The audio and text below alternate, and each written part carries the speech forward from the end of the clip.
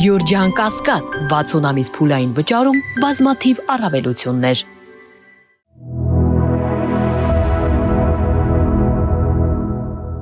Ողջույն սիրելի բարեկամներ, այսօր ինչպես տեսնում եք դրսում ենք անցկացնում մեր հարցազրույցը եւ այստեղ դրսի տաղավարում հյուրընկալել եմ գործարար ֆերմեր Հարություն Մնացականյանին։ Բարև ձեզ, պարոն Մնացականյան, շնորհակալ եմ, որ ձեր բազմազբաղ ժամանակից հատկացրեցիք մեծ ժամանակ, որտեղ հարցեր են կուտակվել, մասնավորապես ռուսական սահմանափակումների հետ կապված, գիտեք մասնավորապես գյուղմթերքի առնչությամբ Ռուսաստանը սահմանափակումներ մտցրեց, կարելի ասել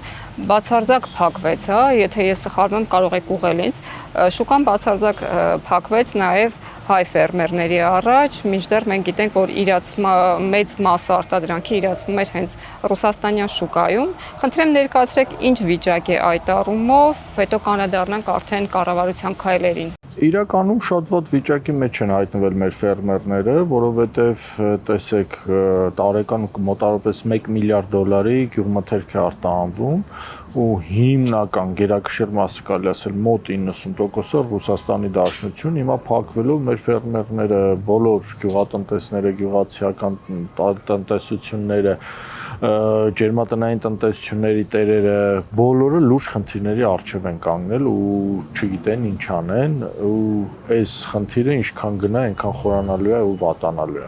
Այսինքն իսկապես փակված է բացարձակապես ռուսական շուկան, որևէ մեկը այլևս չի կարող արտահանել Ռուսաստանի Դաշնություն, բացառապես զուգ արտադրող երկու ընկերությունների, որոնք ստացել են թույլտվություն, մնացածը ամբողջությամբ փակ է։ Լավ, պարոն Մնացականյան, ինչ գնահատական եք տալիս, իսկապես որակական եւ մթերքի հետ կապված խնդիր կար, թե քաղաքական է։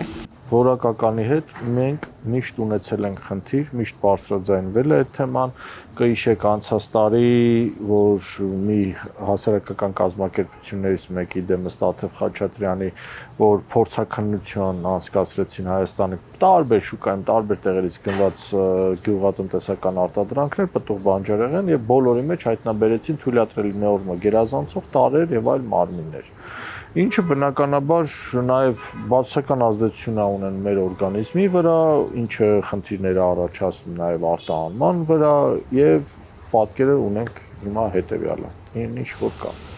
Այսինքն քաղաքական եք ավելի շատ համարում։ Որտեղ տեսեք ասում եք նախկինում էլ են հայտնաբերվել, բայց այսպեսի սահմանափակումներ, ժամանակավոր սահմանափակումներ հիշում եմ եղել են։ Հա, հիմա արդեն չգիտեմ, եթե քաղաքականա թող պետությունը այդ հարցեր, կառավարությունը այդ հարցեր լուծի ու չփորձեն այդպես պաթետիկ, գրեկ հայրենասիրական զեղումներ տալ,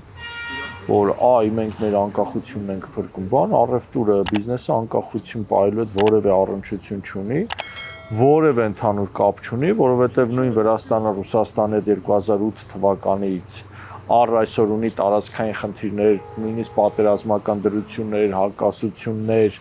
եւ այլն թշնամական վերաբերմունք, բայց նրանք իրենց առևտուրը Ռուսաստանի հետ չդադարեցրեցին, իրենց արտահանումները չդադարեցրեցին եւ այսօր տեսնում եք վրացական ինչքան ապրանք հատկապես ալկոհոլային խմիչքների տեսքով ինչքան է վաճառում Ռուսաստանում եւ այլ երկրներում։ Ամեն դեպքում ես հիշում եմ սկզբնական շրջանում, երբ որ Վրաստանը եւս նախընտրեց եվրոպական ուղին, ելի Ռուսաստանի կողմից այսպիսի չակերտավոր ասեմ, որովհետեւ ամերիկյան կառավարված կա,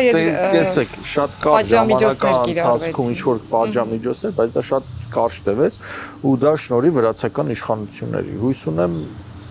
որ մեր իշխանություններն էլ գոնե կփորձեն ինչ-որ ընդհանուր եզրեր գտնել Ռուսաստանի իշխանությունների հետ ու չփորձեն այս ամեն ինչը համեմել sense հայրենասիրական ժապավենով ներկայացնեն, թե մենք մեր ինքնիշխանությունն ենք փրկում, որտեղ դա ինքնիշխանության հետ որևէ առնչություն չունի։ Իրենք կարծես թե չեն ուզում համենայն դեպս առայժմ հրաժարվել ԵԱՏՄ շուկայից, որտեղ պարբերաբար կրկնում են, մենք մեր հարաբերությունները չենք փչացրել,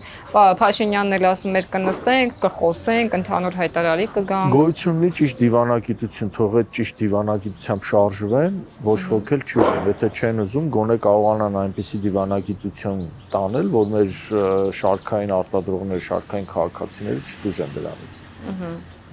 Լավ, կառավարությունը տեսավ, որ դիվանագիտական ճանապարհով չի կարող եւ թվում է թե լծվեց, որ ժամանակին անընդհատ հայտարարում էր շուկայի դիվերսիֆիկացում, լծվեց, կարծես թե իր այդ ծրագրին եւ վերջերս էլ կառավարության նիստ եղավ եւ կառավարությունը որոշում ընդունեց խթանել հայ արտադրողների կողմից հայկական ծագում ունեցող մասնավորապես ագրոապրանքների արտահանումը դեպի ԵՄ երկրներ, մասնավորապես Մեծ Բրիտանիա, Կանադա եւ նաեւ որոշեցին, թե որքան պիտի սուբսիդավորում հատկացնել, որպեսզի հայ ֆերմերները, գործարարները կարողանան այլ շուկաներ, մրցունակ շուկաներ, ճանապարհներ կարողանան հարթել եւ նաեւ մաքսատուրքերը խոստացավ կառավարությունը, որ սուբսիդավորի, եթե դեմ չեք, նշեմ, թե որքան չափով է հատուցում խոստացվել, ելակի յուրաքանչյուր կիլոգրամի համար 770 դրամ, լորիկինը 275, պղպեղինը 400 եւ յուրաքանչյուր ծաղկի դիմաց, որտեղ նաեւ ծաղիկներն են, չէ, այլևս չեն արտահանվում Ռուսաստան, յուրաքանչյուր ծաղկի դիմաց 37 դրամ փոխհատուցում է տրամադրվելու։ Տեսեք, այդ փոխհատուցումը առաջինը սովորական էլի շարքային քաղաքացիների հարկերից է գնում, իրանք իրանց գրպանից չեն տալիս։ Եվ երկրորդ ինքը կարճաժամկետ բնույթ ունի։ Եթե $1 միլիարդ պետք բանջարեղեններ արտահանում, այդ սուբսիդավորում այդ քանի տարի պետք է կարող է, քանի ամիս կարող են այդքան տրամադրել, Միջև նոր շուկա երևի գտնեն։ Միջև նոր շուկան, այդ նոր շուկան ոնց են գտնելու, որ սենց ճոռոմացված էլի սենց դիլետանտ ձևով արտահայտվեն։ Բայց 10 տարի է խոսում ենք շուկայի դիվերսիֆիկացիայի մասին, ասում ենք սենց հերթով թվարկեմ ինչա պետք եվրոպական շուկայի համար։ Ես եվրոպական շուկա արտահանող եմ։ Ես հացահատիկ եմ արտահանում եվրոպական շուկա, Իտալիա եմ արտահանում, Բելգիա եմ արտահանում։ Ինչական հայկական արտադրություն, հաճախ հայկական պրոդուկտ է, երևի 2013 թվականից արտահանումներ եմ իրականացնում։ Եվրոպան ունի իր ստանդարտները, Եվրոպան ունի իր կանոնակարգը, իր ընթացակարգը, ապրանքը, առևտրային հարաբերություն ստեղծելու համար։ Իրենք որևէ քայլ միջև այս պահը Եվրոպայի հետ արել են, որ կարողանան։ Մինչև հիմա Հայաստանում կա լոգիստիկ կենտրոններ, որ կարողանան հավաքագրել։ Մինչև հիմա Հայաստանում կա ընդհանուր նույն որակական հատկանիշներով ապրանքներ, որպեսզի ենթադրենք նմուշառում անեն, ուղարկեն լաբորատորիա, այդ լաբորատոր անալիզի համար այդքան արտահանում անեն։ Պլյուս տրանսպորտային հարցերը լուծված է, մի հատ Հայաստանում քանի հատ հայկական ընկերություն կա, որ տրանսպորտային կարողանում բեռնափոխադրումներ իրականացնել Եվրոպական միություն։ Հիմնականը ես ինչ արտադրանք արտահանում եմ, վրացական բեռնատարերով եմ արտահանում, որտեղ մեր բեռնատարերը ուղղակի տիր համակարգ չունեն։ Դրան գումարած ելակի հետ կապված օրինակը բերեմ։ Ելակը գիտեք ինչքան կարճ է ելակի կյանքը։ Հայաստանից Եվրոպա արտահանում է այս պայմաններում առնվազն 10 օր է տևում։ Լավագույն դեպքում լավ բացառություններ հաշվենք, որ 9 օրում ենթադրենք հասնում է, ենթադրենք Հայաստանից Իտալիա կամ Ֆրանսիա։ Այդ 10 օր, առնվազն 10 օր, 10 պլյուս օր է գնում։ Այդ 10 օր այդ ելակը գնալով, այդ ելակը ինչ վիճակում է հասնելու Եվրոպական երկրներ։ Անցնենք ծաղկին, անցնենք հենց թեկուզ նորից ելակին, հա։ Մենք այդ ամբողջ մենք չունենք սերմնաբուծարաններ, նորմալ սելեկցիոն կայաններ, որտեղ չենք ստանում եւ սերմեր, եւ սածիլներ։ Այդ սածիլները Եվրոպայից ահագին տրանսպորտային ծախս ենք անում, բերում ենք հասնում ենք Հայաստան, այդ ելակը աճեցնում ենք, երիտեղ որ պիտի մի հատ ահագին ահռելի տրանսպորտային ծախս անենք, հասնենք Եվրոպա, հələ ինքնարժեքի մեջ ոնց ենք տեղավորվելու։ Բայց բազմաթիվ խնդիրներ կա։ Ու այդ արժեշղթան երբ որ պետությունը չի փակում այս կետերի հերթականությունը, պլյուս լաբորատոր հզորությունները, որ դու այդ հզորության լաբորատորիաները չունես, որ կարողանաս հստակ այդ մեջի նյութերի, արգելված նյութերի կամ այլ տարերի, միներալների եւ այլն քանակը դու կոստակ ախտորոշես եւ ապրանքը չասի այնտեղ ու մի հատ էլ բնապահպանական վճար մուծես այդ Եվրոպայում թափելու, դա ինքը իրանից ենթադրում է լիքը գործողություններ, որոնք այս 8 տարվա մեջ հաստատ չեն արվել։ Պարոն Մնացականյան, ասում եք մեր սովորական հարկատուներից գրպանից են, հա, այդ սուբսիդավորումները տրամադրվելու, բայց հաշվի առնելով Ռուսաստանի սահմանափակումները եւ ընտրությունների նախաշեմին Եվրամիությունը ցանկացավ այս իշխանություններին աջակցել եւ Եվրոպական հանձնաժողովի նախագահ Ուրսուլա ֆոն դեր Լայենը հայտարարեց, որ պատրաստվում է Հայաստանին տրամադրել որպես օգնություն այդ խնդրի հետ կապված ավելի քան 50 միլիոն եվրոյի անհապաղ աջակցության փաթեթ ՌԴ-ի կողմից հայկական գյուղատնտեսական արտադրանքի ներմուծման նկատմամբ սահմանափակումների ֆոնին։ Ուրեմն $1 միլիարդ արտահանումը ու 50 միլիոնը։ 50 միլիոնը $1 միլիարդի մեջ անում է 5%։ 1 միլիարդ դոլարի ապրանք փչանա, Եվրոպան 50 միլիոն Եվրո հատկացնի։ կներեք էլի հազար ներողություն, օգնություն հատկացնեն, որ սև սրտին մխիթարանք, հա։ Դա նորմալ է համարում։ Էական չի տվելա, չի տվել, տալու է, չի տալու։ Էական չի 1 միլիարդ դոլարի արտանվող փաստացի արտադրանք, որը չի արտանվում, հա, փչանում, ու 50 միլիոն դոլար օգնություն։ Համեմատելի են, համադրելի են իրար այդ ցուցանիշները։ Լավ, հիմա ինչ է կանում, չգիտեմ, դուք մասնավորապես մյուս ֆերմերները, որոնց որ գյուղմթերքը մնացել է եւ հնարավոր չի այլ շուկաների արտանել, իդեպ ես ուսումնասիրել եմ նաև տեղական շուկան, համենայն դեպս գների անկում, ինչպես որ իշխանավորները կանխատեսում են, չի եղել։ Իշում ասում են, որ գները կընկնեն։ Կամ լավ այդ գներն էլ որ ընկան, հասկանում եք, այդ գները ընկնում են այդ արտադրողի հաշվին, արտադրողի ձախողման հաշվին, արտադրողի բանկրոտ գնալու հաշվին, որ այդ գներն իջան։ Գիշեք մի 2 տարի առաջ հավքիթի գները իջել էին 9 դրամ, 10 դրամ, 15 դրամ, ես ինձ ճղում եմ ասում եմ, չի կարելի, էսի մի բան խնդիր է, հեսա մեր արտադրողները ահագին կձախողվեն, բանկրոտի կգնան, հետո ձվի գնի թռիչք տեղի կունենա։ Հիմա 75 դրամ լավագույն դեպքում։ Այսինքն եթե վերցնենք բազային 50 դրամ ձուն, որ այն ժամանակ բազային գինի 50 էր, հիմա 75 դրամ, դա նշանակում է 50% գնի բարձրացում է տեղի ունեցել։ Էլի եւ արտադրողը տուժեց, բանկրոտի գնաց, եւ սպառողը տուժեց, հիմա 70-75 դրամով է ձու առ։ Հասկանում եք, այդ բալանսը պետք է պարվի, բա պետությունը հենց դրա համար է։ Լավ, ինչ են անում այդ ֆերմերները իրենց արտադրանքի հետ։ Չգիտեմ, ես կամ ծաղկաբույսները։ Ծաղկաբույսները ես այդ հարցով միշտ անհանգստությունս հայտնել եմ, դեռ այն ժամանակ, երբ որ տեսա ցուցանիշներն եկան, որ գյուղատնտեսության ոլորտում ծաղկի արտադրությունը 68% աճ է գրանցել, ես իմ մտահոգությունները հայտնել եմ, որ ծաղի պարենային խնդիր ունեցող երկրում, նման սահմաններ ունեցող երկրում ծաղկի արտադրությունը չպետք է այսքան աճի, որովհետև սահմանը փակվելու դեպքում է ծաղիկը ուտել հնարավոր չի, վերամշակել հնարավոր չի, որևէ այլ գործողություն անել հնարավոր չի, ինքը ուղղակի թափվելու է։ Ու հիմա տեսնում ենք այս վիճակը, ինչը որ կա։ Հայտարարվեց, որ 20, կարծեմ վագոն, հա, եթե սխալվում եմ, ուղղեք Ծիրան է արտահանվել դեպի Լեհաստան։ 20 կոնտեյներ չի արտահանվել, խոստացել են, որ հունիսի վերջին պետք է արտահանի։ Բայց կա արդեն լոգիստիկ ճանապարհներ, հնարավորություններ, պայմանավորվածություններ։ Ոչ մի բան չեն կարող ասել, երբ որ լինի նոր կխոսենք։ Բայց ես ասում եմ, Լեհաստանում 400 տոննա, լավ, 20 կոնտեյները, 20 բեռնատարը 400 տոննա է։ Հայաստանից անցած տարի արտահանվել է, կարծեմ 50,000 տոննա։ 400 տոննան 50,000 տոննայի մեջ էլ անում է 1%։ Դա նորմալ է։ Բա Գևորգ Պապոյանը հարցոպատասխանի ժամանակ ասաց, որ գյուղմթերքների որոշ մասը եւ որոշ տեսականի դեպի վրացական, հունական, ուկրաինական, ղազախական շուկաները արտահայտվել, ինչպես նաեւ ծաղիկները, կարծեմ Ուկրաինա են ուղարկել, եթե չեմ սխալվում։ Կա այդպիսի բան։ Գիտեք, հարցը ծավալն է։ Կարող է մի բեռնատար իշխանությունը իր PR-ի համար մի 20-30,000 դոլար ծախսի, մի բեռնատար, 2 բեռնատար, 5 բեռնատար գնա, ընդհանրեն մի հատ Վրաստան գնա, մի հատ Վրաստան։ Կամ ծաղիկները Ուկրաինա։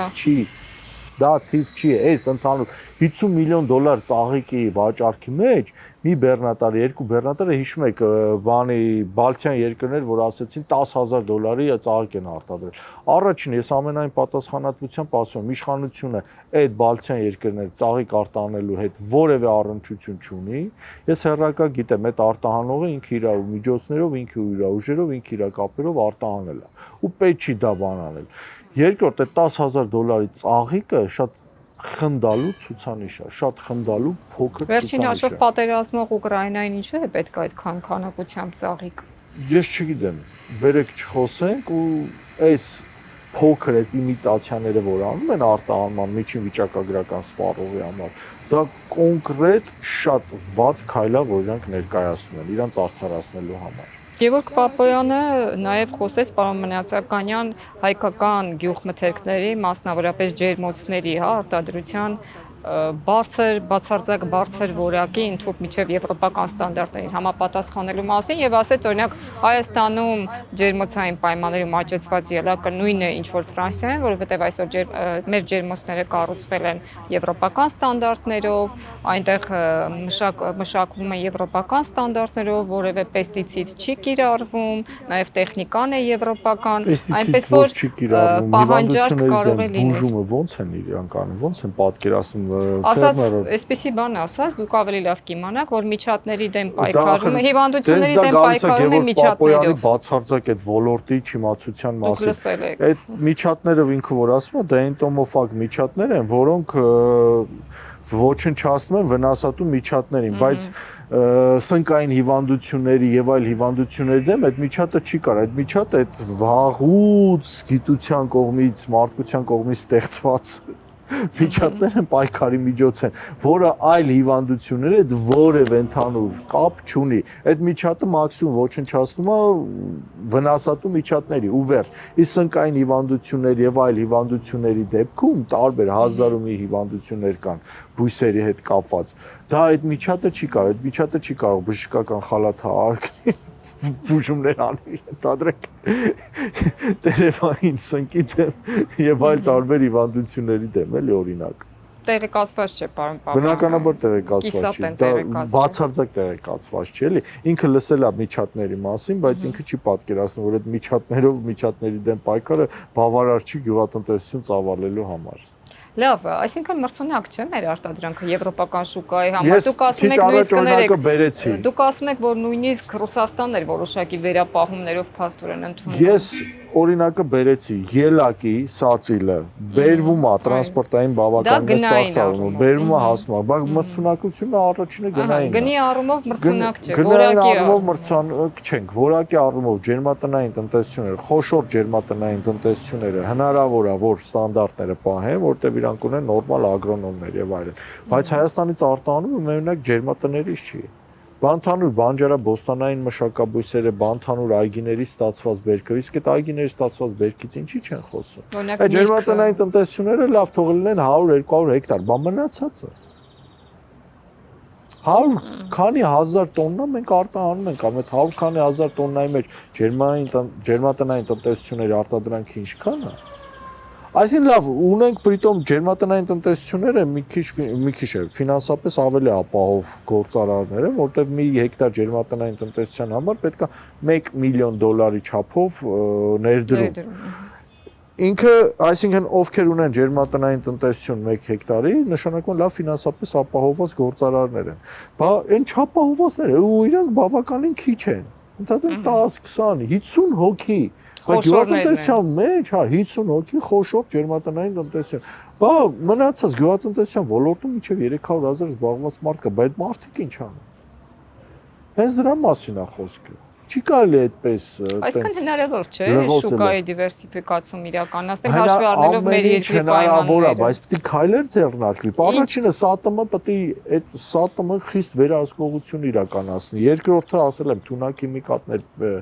տարբեր պարտանյութերի օգտագործման համար պետք է քվոտաներ տան ըստ ֆերմերի ունեցած հողային ռեսուրսների տարածքի չափի ըստ աճեցրած մշակաբույսի, որպեսզի նա ավել թունաքիմիկատ, ավել պարտանյութ չկարողանա տա։ Պլյուս հետագծելիությունը ամբողջովին պետք է ապահովեն, պլյուս պետք է լաբորատորիաները վերազինեն, հասնեն եվրոպական ամենաբարձր մակարդակի ակրեդիտացված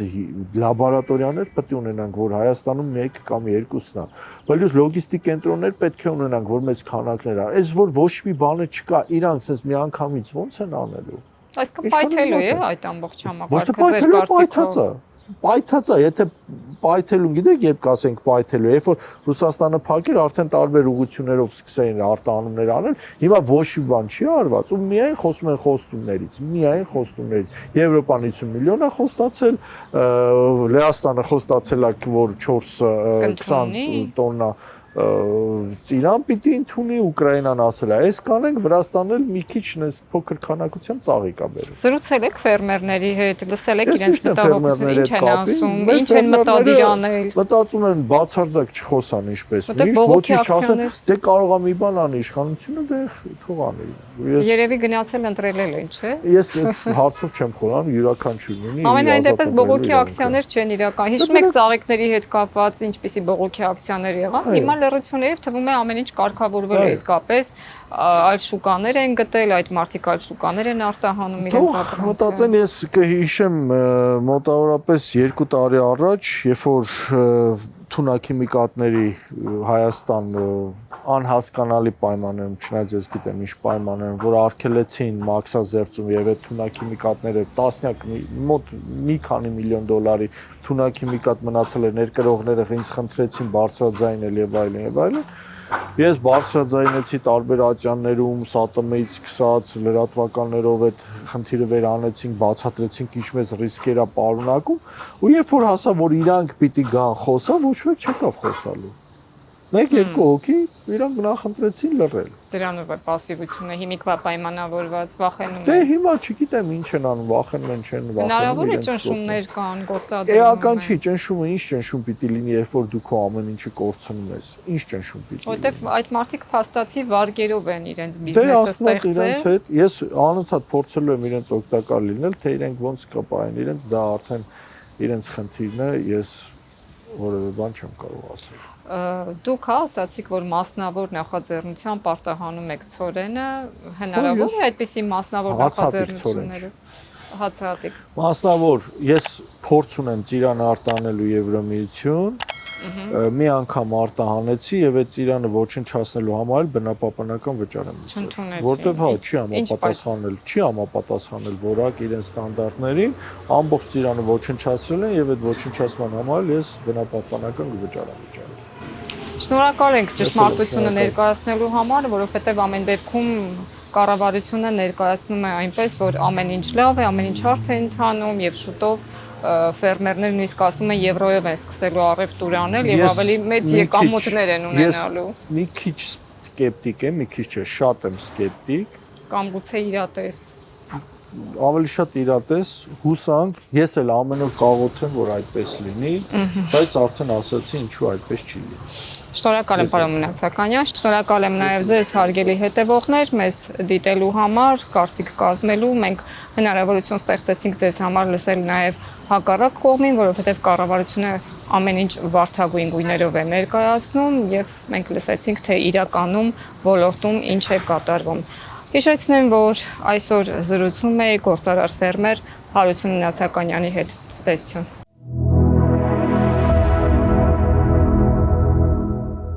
Գյուրջան Կասկադ 60 ամիս փուլային վճարում բազմաթիվ առավելություններ։